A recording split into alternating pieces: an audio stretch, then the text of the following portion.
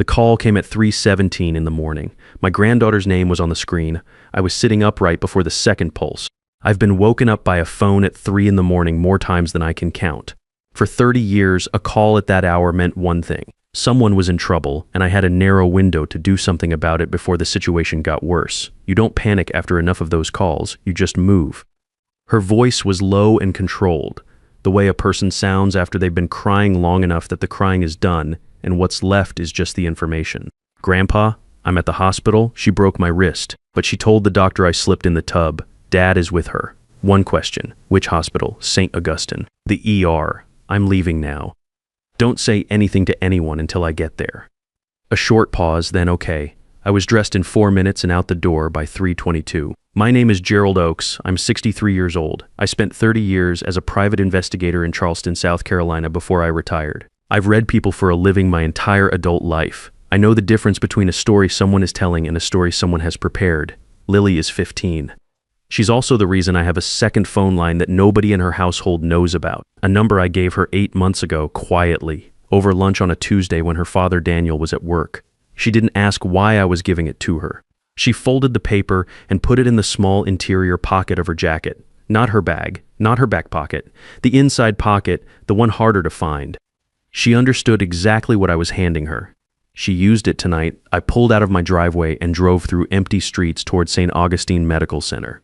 Here's what I need you to understand before I tell you what happened at that hospital. I didn't walk in there as a worried grandfather reacting to a crisis. I walked in as a man who had been building a case for 8 months, hoping he'd never need to use it, and completely prepared to use every single piece of it. I saw Natalie clearly the first time I met her. That was 14 months ago at a dinner Daniel hosted to introduce her to the family. She arrived 10 minutes late with a story that was slightly too detailed to be spontaneous. She pulled out Daniel's chair before he reached it. But the gesture wasn't for him, it was for the room. Within the first 20 minutes, she asked me, framed as casual curiosity, whether I still had active contacts in law enforcement, whether I owned my house outright, and whether I'd thought about what retirement looked like going forward. I've spent 30 years reading people. I registered every one of those questions as inventory. I didn't say anything that night. She hadn't done anything I could point to, but I drove home and kept my own counsel.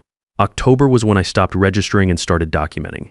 Lily showed up at my door on a Sunday afternoon without calling ahead. She'd ridden her bike over, which I'd consider exercise rather than logistics. She was wearing a long-sleeved shirt in 68-degree weather. When she reached for her glass of water at my kitchen table, the sleeve rode up slightly and I saw the bruise before she could adjust it. I know the difference between a fall bruise and a contact bruise.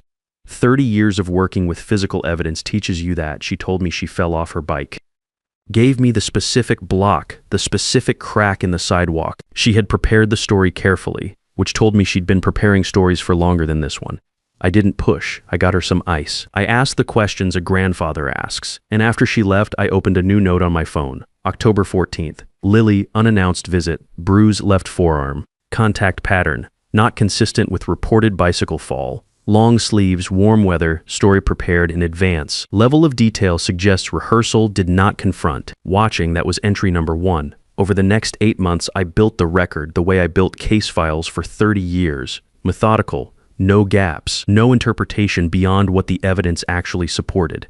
I noted November when Lily barely spoke at Thanksgiving and Natalie answered 2 questions directed at Daniel before he finished opening his mouth. I noted December when Daniel called to tell me Lily wouldn't be staying with me for the week between Christmas and New Year's, the way she had every year since she was 4. I noted the flat tone in his voice when he said it. I noted January when Lily's text response time stretched from same day to 3 days to 5. The messages themselves changed. Shorter, neutral. The particular blankness of someone composing messages they know will be read by someone else first. In February, I did 2 things. I gave Lily the second phone number at a Tuesday lunch when Daniel was at work.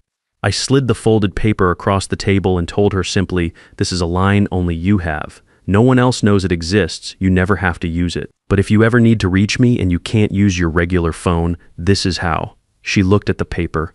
She didn't ask why. She put it in the inside pocket of her jacket, and we talked about her history class for the rest of the hour.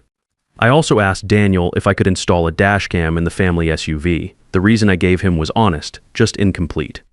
The vehicle was older, and I told him it was for insurance purposes. He said sure, without asking further. I installed it myself that weekend. Entry 41 was written 5 days before the 317 call.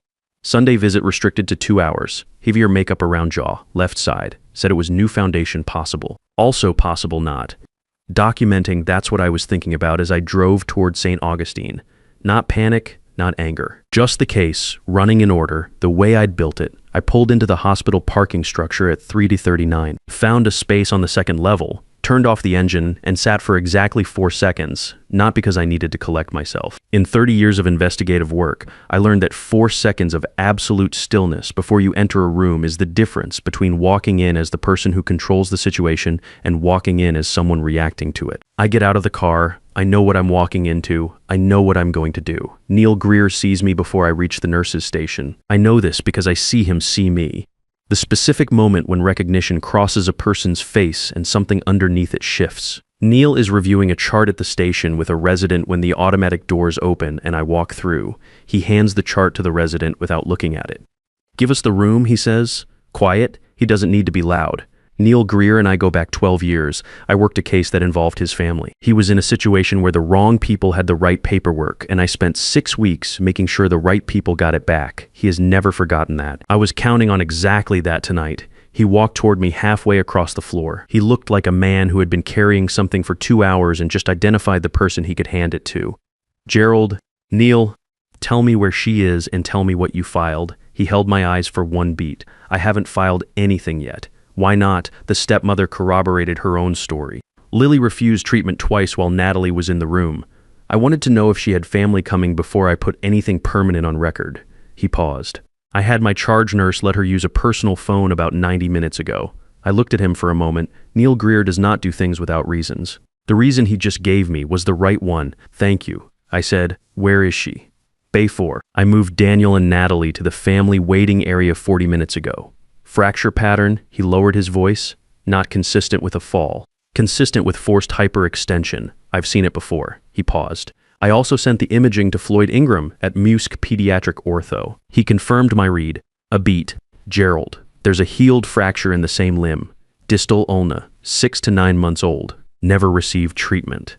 I stood very still for a moment. A fracture that healed without treatment. That meant Lily had managed it alone. The pain of it, the covering of it, the decision not to tell anyone. I filed the feeling, "Not now." Later, "File the report." I said, "Complete, accurate, everything you observed. Include the mechanism inconsistency." He nodded once, "Already drafted, waiting to confirm she had someone." "She has someone," I said. He picked up the chart and walked toward his office. I walked toward Bay 4. Lily was sitting on the exam table with her back against the wall, left arm in a temporary splint, right knee pulled to her chest. She looked up when I pushed the curtain aside. The sound she made wasn't a word. It was a month of held breath releasing all at once. I pulled the chair close and sat at her level, not standing over her, same height. "I'm here. You're safe. Nobody comes in this room without my permission." She nodded, eyes dry. She'd already passed the stage of tears, which told me she'd been managing this alone for longer than tonight. I asked her to tell me what happened. I listened the way I listened to clients for 30 years, completely without steering, without reacting in ways that would cause her to edit herself. She told me about the argument that started over dinner, the specific thing she said that Natalie decided was disrespectful, the hallway, Daniel in the other room. The drive to the hospital with Natalie explaining in a calm, organized voice exactly what Lily had done to cause the fall. "Dad was in the passenger seat," she said. "He didn't turn around once." When she finished, I asked 3 questions. Specific, no judgment in the tone. I needed dates. I needed to know if there were other incidents that left marks, and I needed to know if anyone at school had noticed anything. Her answers took 11 minutes. I didn't interrupt once. When she finished, I put my hand over hers carefully, away from the injured arm. "You did everything right tonight. Calling me, keeping the phone hidden, telling me not to say anything until I got there. That was exactly right." She looked at me. "What happens now?" "Now I make some calls. And while I do that, no one gets near you. That's not a hope. That's a fact." She held my eyes for a moment, deciding whether to believe the situation was under control. I've seen that look before on clients who weren't sure yet if they could trust the person sitting across from them. "Okay," she said. Then after a moment, she looked down at her splinted arm. "Is Dad okay?" I held that question for a second before I answered. It is the thing about Lily that has always made me love her with a specific kind of fierceness, even here, even now. First instinct is to ask about someone else. "I don't know yet," I told her honestly, "but that's not your job to figure out tonight. Tonight, your only job is to tell the truth to the people who are going to help you. Can you do that?" "Yes," she said, without hesitation. I squeezed her hand once. Then I stepped outside the curtain and went to work. The first call was to Patricia Holt, the charge nurse on the floor. She appeared at my elbow 30 seconds after I stepped into the hallway. Neil had already briefed her. "Patricia, what's the situation in the family waiting area?" The stepmother asked twice to speak with the attending. Both times I told her the evaluation was in progress. She raised her voice the second time. I documented both interactions with timestamps. She said it with the specific tone of someone who had been waiting to be useful and was now being asked to be exactly that. "Keep them in that waiting area. If Natalie attempts to enter the clinical area, call security and call me at the same time. Already have security on standby," she said. Then she went back to her station. The second call was to Renata Vasquez, the hospital's on-call social worker. I had her number from a child protection task force I consulted on 4 years before I fully retired. She answered on the second ring at 4:17 in the morning. "Renata, it's Gerald Oakes. I'm at St. Augustine with a 15-year-old. Suspected physical abuse by a stepmother. Fracture inconsistent with reported mechanism. Father corroborating the stepmother's story. The attending has a report drafted. I need you here." 2 seconds. I'm 20 minutes out. The third call I made from the far end of the corridor near the stairwell, where the foot traffic was nothing. Frances Aldridge has been my attorney for 15 years. She answered on the third ring with a voice that was alert in a way that suggested she had not been entirely asleep. "Frances, I need emergency temporary custody of my granddaughter. Tonight if possible, tomorrow morning at the latest. I have a medical report being filed right now, a social worker on the way, 41 documented entries going back 8 months on my phone, and dashcam footage you're going to want to see before anyone else does." 4 seconds of silence. Frances processing, not hesitating. In 15 years, I have never seen her hesitate. "Send me everything right now. I'll review it on the way. On the way. I'm already getting dressed," she said. 35 minutes. She arrived in 31. While I waited, I pulled up the dash cam footage on my phone. The timestamp was from tonight, Natalie driving the family SUV. Lily visible in the back seat, clearly holding her arm, clearly in distress. They arrived at the hospital entrance. Natalie stopped the vehicle. She sat there for 4 minutes without moving, and then she drove away. She dropped Lily at the entrance and left. She knew exactly what had happened. She drove home before anyone could place her at the scene. The plan, I figured, was to say Lily had gone on her own. Called a ride. Natalie didn't know I existed in this situation. She didn't know about the second phone. She didn't know about the dash cam. She didn't know about 41 entries sitting in a notes app on my phone going back to October. I forwarded the clip to Frances before she walked through the door. Then I forwarded it to Renata. When they arrived, I gave them both everything in order, without gaps. Frances sat in the small conference room Patricia had unlocked for us and read through my notes on her phone while Renata went in to speak with Lily. I stood outside the curtain for all 40 minutes of that interview, every single one. At the 20-minute mark, Frances looked up, "Gerald, entry 37, November. Heavier coverage along the jaw, left side. You wrote, possible, also possible not." She paused. "That equivocation is useful. It shows you documented what you observed without overstating it. A judge reads that as credible." "That's why I wrote it that way," I said. She looked at me over her reading glasses for a moment. Then she went back to reading. Renata came out at 5:03. She pulled the curtain behind her and walked 2 steps toward me before she spoke. "Her account is consistent, detailed, and internally coherent," she said. She describes a pattern of escalating physical incidents over approximately 14 months, beginning with what she calls isolated events and progressing in frequency and severity. Tonight was not the first time. It was the first time she sought outside help. I absorbed this without expression. How many incidents does she recall that left visible marks? 7, possibly more she is not yet ready to name. Renata paused. She also described a pattern of isolation. Phone access monitored, school activities restricted, visits to extended family systematically reduced. She identified the onset as approximately 2 months after the marriage. Beside me, Frances had put down her phone. She was listening. She presented as credible, Renata continued, no rehearsed quality, no inconsistencies. She self-corrected twice when her memory on specific dates was uncertain, which is consistent with honest recollection rather than a fabricated account. She looked at me directly. "I'm filing a mandatory report to Child Protective Services. Tonight, notification goes out within the hour." "Good," I said. "There will be a CPS investigator assigned by tomorrow morning. They'll want to interview Lily separately and visit the home." "She is not going back to that home before any of that happens," Frances said. "Not to either of us in particular. She was already picking up her phone." At 5 to 21, Patricia found me at the end of the hallway. Natalie came back, she said. She's requesting to speak with administration. Claims the hospital is interfering in a family matter. She paused. Her affect is controlled. The kind of controlled that takes effort. She has been on her phone frequently. Is Daniel still in the waiting area? Yes. He hasn't spoken to her in approximately 40 minutes. They're on opposite sides of the room. Opposite sides of the room at 5 in the morning after a night like this one is information. Document every request she makes. Exact language, timestamps, everything goes into the record. Already is, Patricia said, and went back to her station. At 6 to 45, 2 officers from Charleston PD arrived at the hospital in response to Renata's CPS notification, which had triggered an automatic police referral under state protocol for physical abuse of a minor. I met Officer Stuart Mercer in the corridor before he reached the waiting area. He was late 40s, wrote everything down, asked questions in a specific order that told me he had done this before and had a system. His partner was younger, said almost nothing, photographed everything. I gave Mercer my name, my background, and a clean summary of the timeline. 8 months of documented observations. Tonight's injury, Neil's report. The second read from Floyd Ingram at MUSA. The healed prior fracture. Renata's intake findings. The dashcam footage. I gave him the information in the order a report should be written, because in my experience, the easier you make it for law enforcement to do their job, the better they do it. He wrote everything down. When I finished, he looked up. You've been documenting this since October. On your own initiative before tonight, yes. He held my eyes for a moment. Sir, most family members come to us after the fact with a feeling. You came to us with a case file. 30 years as a PI, I said.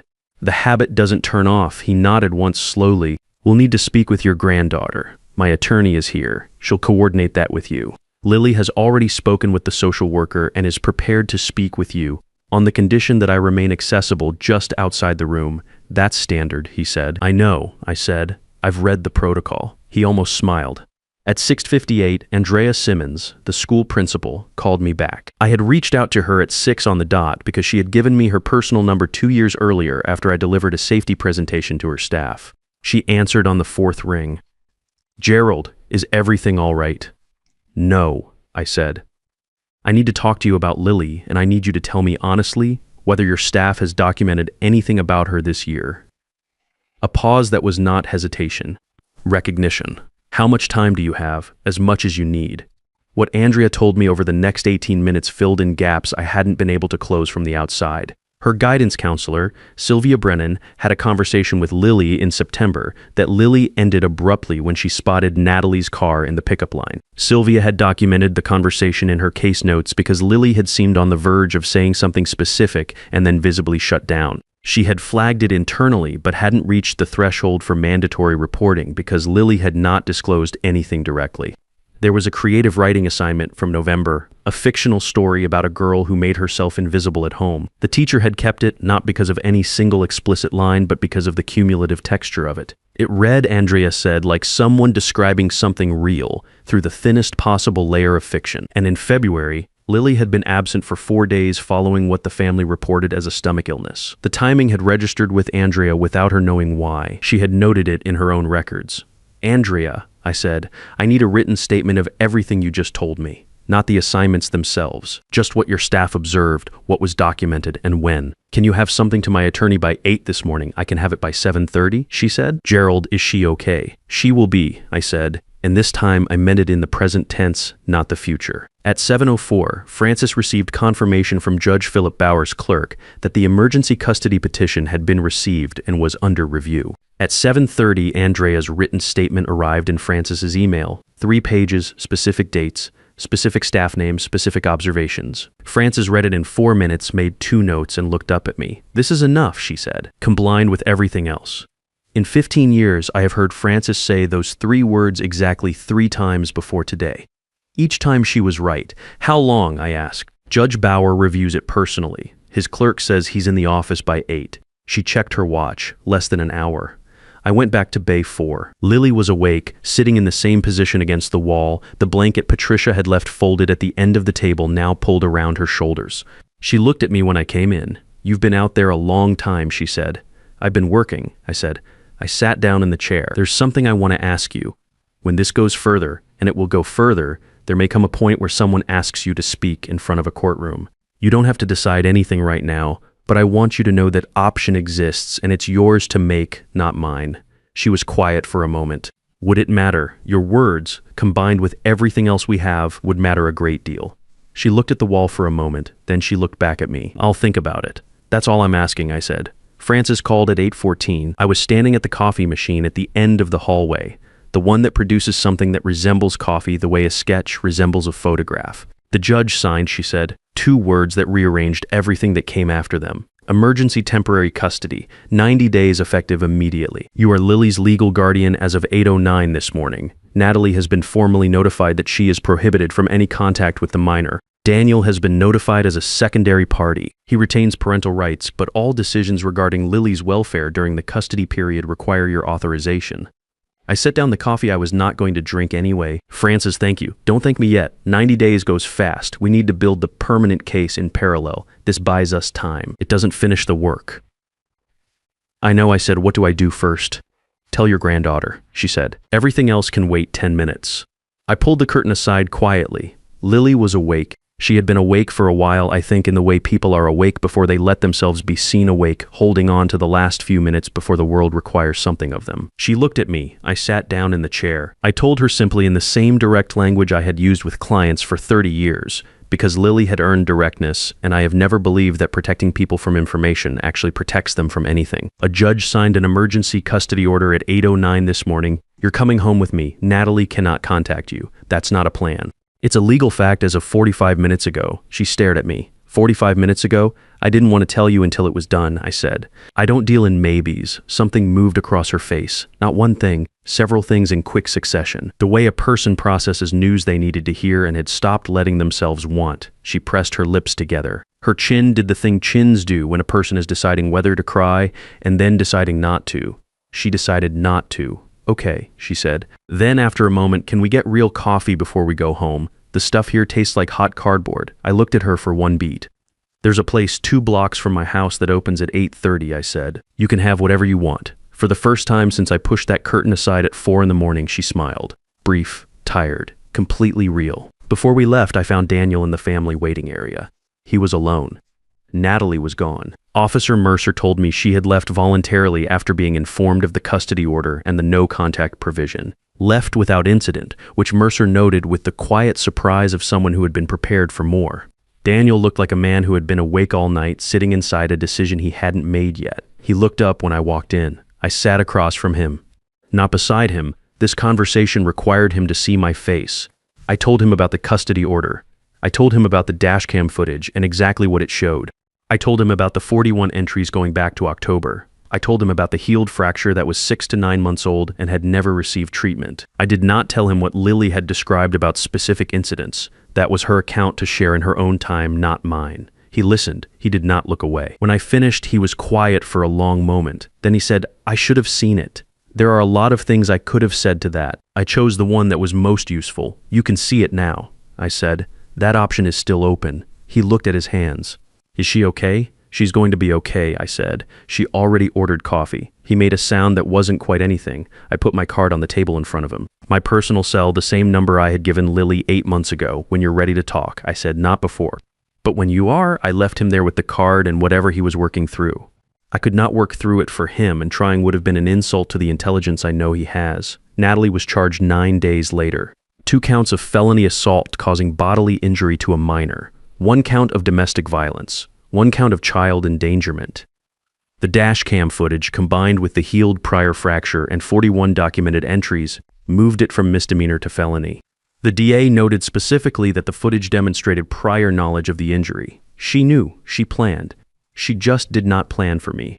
3 months after that phone call, I'm sitting on my front porch on a Tuesday morning when I hear Lily laughing at something on her phone inside the house. Not the careful laugh I had cataloged in entries 11 through 19, the one she used when Natalie was in the room. The other kind. The one that comes before the brain decides whether it is appropriate. I keep writing what I'm writing, but I mark the moment.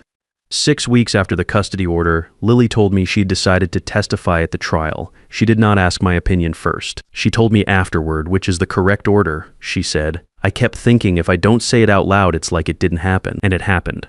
I looked at her for a moment. That's exactly right. I said, she said, Francis told me our case is pretty much airtight. Frances is rarely wrong, I said. She said pretty much, not completely. Frances never says completely, I said. That's how you know she's good. Lily almost smiled. You and Frances are the same person, she said. I thought about it. We both keep good notes, I said. I open my phone that night and write entry 47. Lily laughed today, the real kind, logging it. There are things I would do differently. There's one I have not said out loud yet, and I want to say it now. I would have given her the phone number in October, not February. Those 4 months between when I knew and when I acted, those are 4 months I cannot give back. The outcome was the same. That does not make those months not have happened. She managed them alone, with a composure that should never have been required of a 15-year-old. I carry that, not as punishment, as information, as the thing that makes me going forward, someone who acts on what he knows one step sooner than he is comfortable acting. That is the only use of a mistake that matters. She called me at 3:17 in the morning because she had a number that worked and she believed I would come. That is the whole of it. The 41 entries, the dash cam, the custody order, the charges, all of it proceeds from that one fact. She believed I would come. If you're watching this and you have a gut feeling about someone in your family's life, something that registered but you haven't been able to name yet, do not wait for confirmation. Document what you see. Write it down with dates. Trust what 30 years of living has already taught you to recognize. The people who need you are counting on you to act before the night everything goes wrong, not after. I came because I was ready. That is the whole of it.